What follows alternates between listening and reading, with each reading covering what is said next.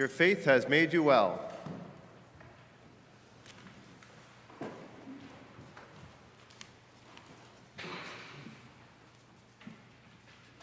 When I was about 7 years old, I used to get up on Christmas morning. I was an only child, and that was the one morning that I would wake up before the sun rose and would go and tear into all these presents. And as an only child, there was quite a few there in the living room by the Christmas tree.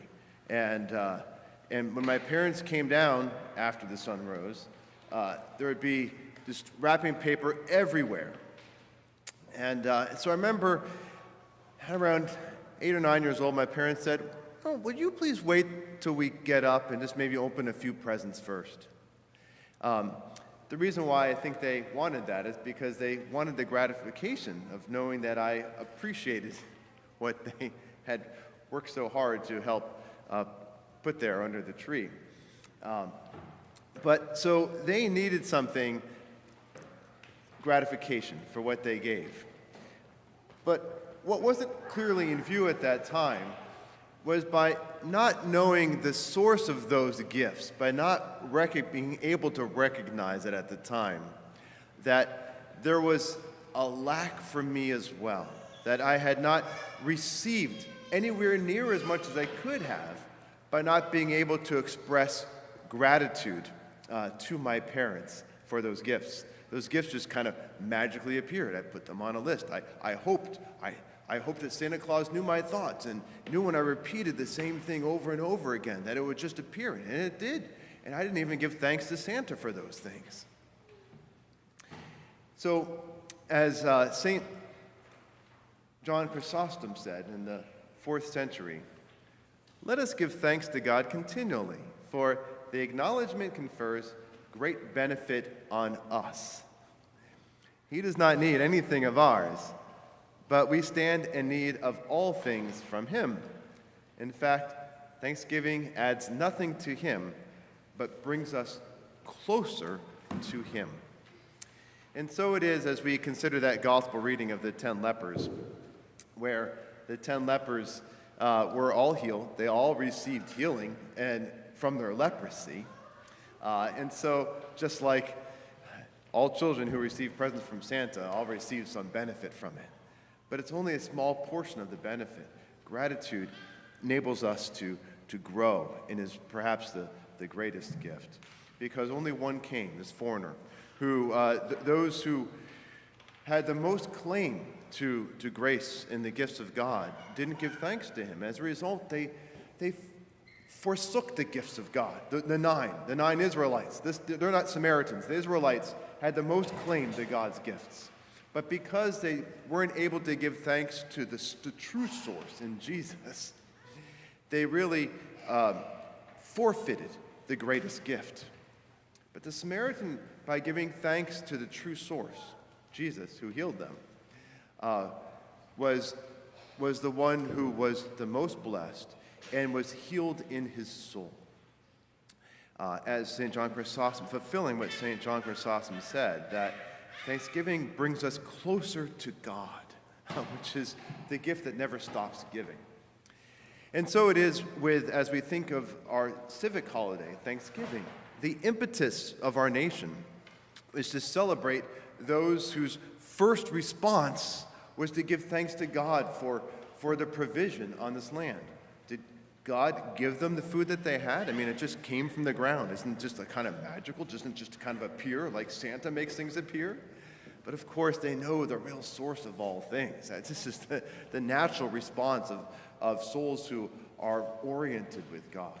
And so we think about the Plymouth Colony in 1621, which is what most of us learned from elementary school. But there are other occasions where early settlers came to our shores and didn't know what to expect. And it's hard for us to appreciate the dangers that they faced just in coming, how not everyone is expected to survive the journey, let alone arriving on a land where they didn't know how they were going to sustain themselves.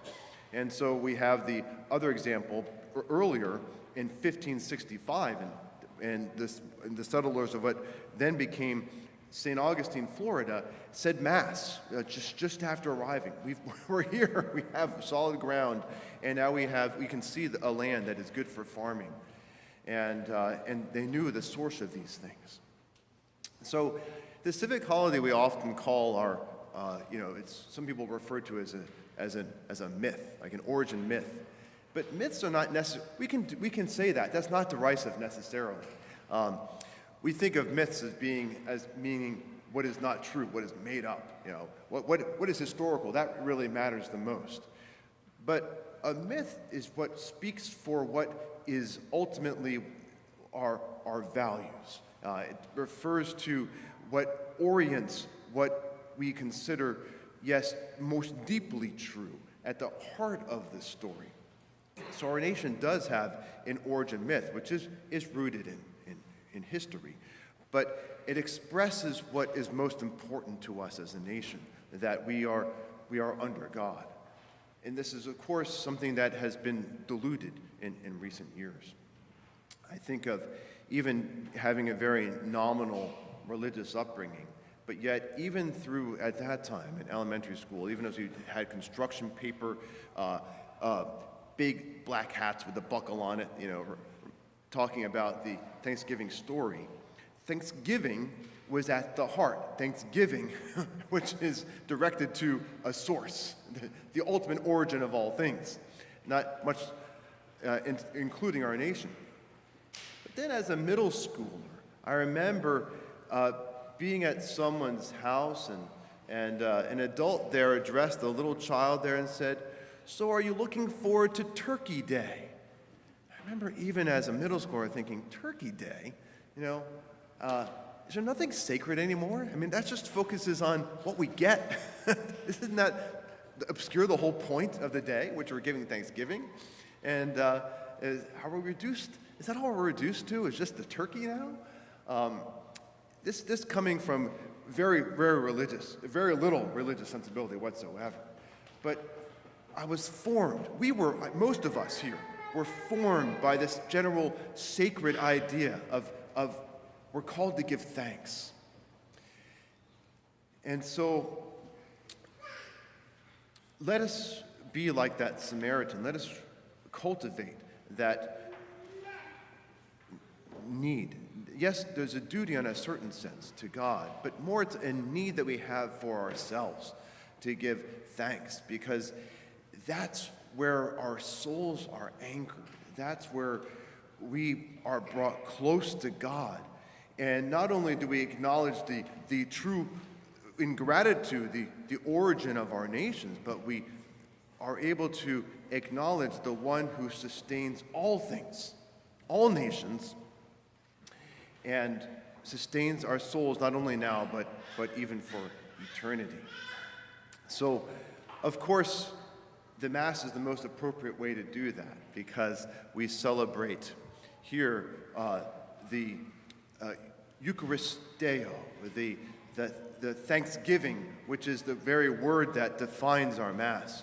And we have the prototypical meal, and by making this the first food of the day, we are oriented to give thanks for all things.